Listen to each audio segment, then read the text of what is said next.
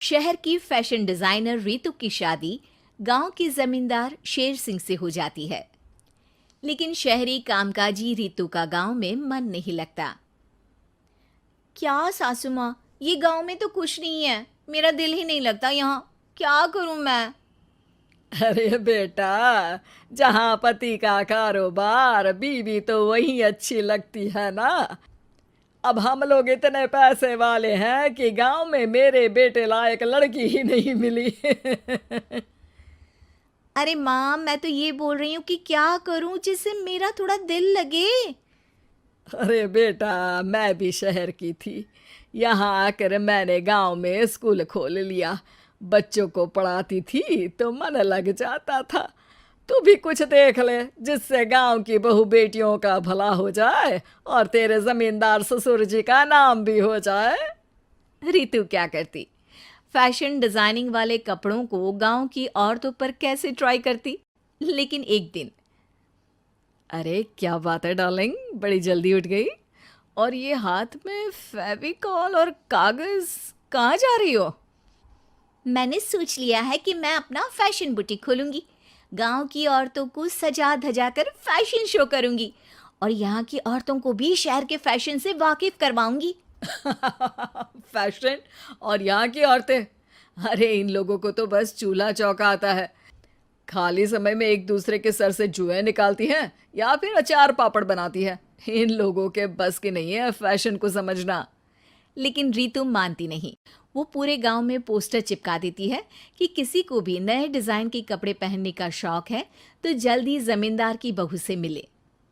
लेकिन रितु की दुकान में 2 दिनों तक तो कोई आता ही नहीं। पर एक दिन, अरे कमला, क्या हुआ? क्या देख रही हो? आ, ये पुतला देख रहा है दीदी। क्या दिख रहा है इसमें ऐसा?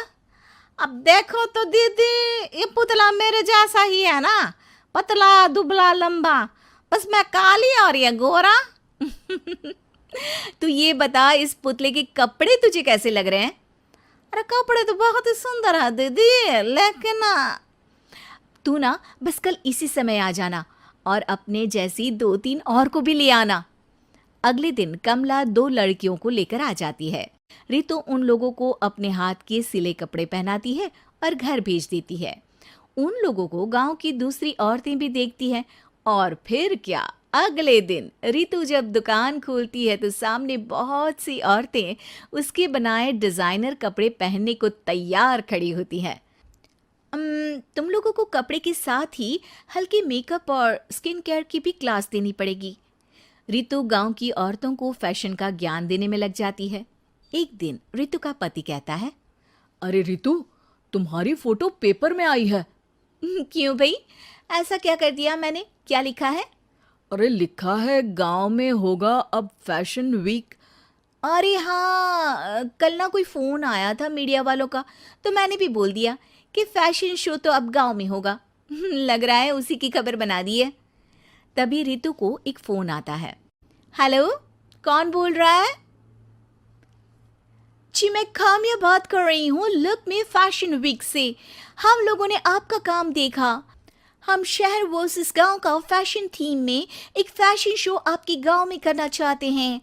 अरे वाह, ये तो बहुत ही अच्छी बात है। मैं अपनी मॉडल्स के साथ शो में हिस्सा ज़रूर लूँगी। बस अब क्या था। वो दिन भी आ जाता है जब रितु की गांव की गोरी शहर की छोरी के साथ स्टेज शो में हिस्सा लेती हैं। शो के बाद, अरे आपकी वो जो कलेक्शन है ना, मैं उसकी पूरी सीरीज खरीदना चाहती हूँ। सच में आपने वो कपड़े डिजाइन करे जो आज के लोग आसानी से घर और बाजार में पहन सकते हैं। और बजट में भी है।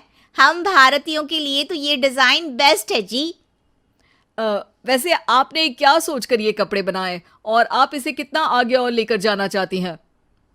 औरतें और फैशन एक दूसरे के पर्यायवाची है। तो ये किसने कहा कि गांव की औरतों को डिज़ाइनर कपड़े पहनने का हक नहीं? मेरा मानना है कि शौक सभी औरतों में होता है।